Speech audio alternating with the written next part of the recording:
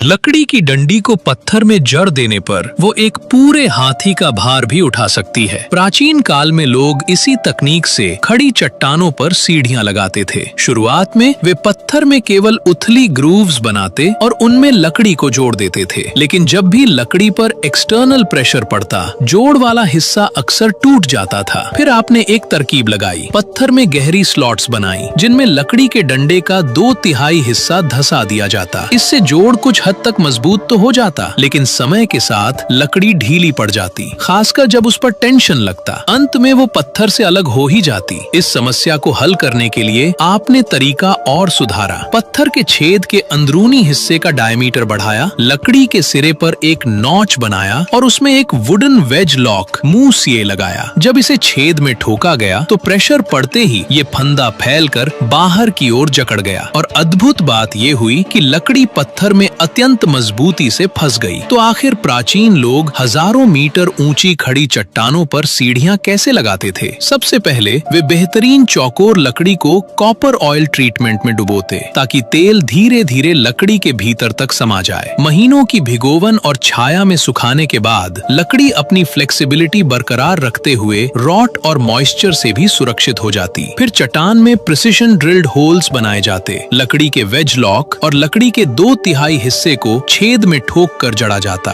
बगल से देखने पर लगता कि लकड़ी का अधिकतर हिस्सा पहाड़ के भीतर दबा है और बाहर निकला थोड़ा सा भाग भी अत्यंत लोड बेयरिंग स्ट्रेंथ रखता है। मजबूती बढ़ाने के लिए नीचे सपोर्ट पिलर्स लगाए जाते और फिर ऊपर वुडन प्लैंक्स रखकर पथरीला रास्ता यानी हैंगिंग वॉल्कवे तैयार किया जाता। इसी पर आगे सीढ़ियां भी बनाई जा सकती थी और चाहे तो सीधे मकान भी खड़े किए जा सकते थे। इसी तकनीक से 3 स्तरों वाले मल्टी लेवल प्लेटफॉर्म बनाए जाते जिन्हें खंभों से परस्पर जोड़ा जाता। फिर उन पर बीम्स बिछाई जाती, छज्जे बनाए जाते, दरवाजे खिड़कियां लगाई जाती और अंत में छत पर टाइलें बिछाकर पूरा ढांचा तैयार कर दिया जाता। और इसी तरह आपने झूलता हुआ मंदिर, हैंगिंग टेम्पल का आविष्कार कर लिया।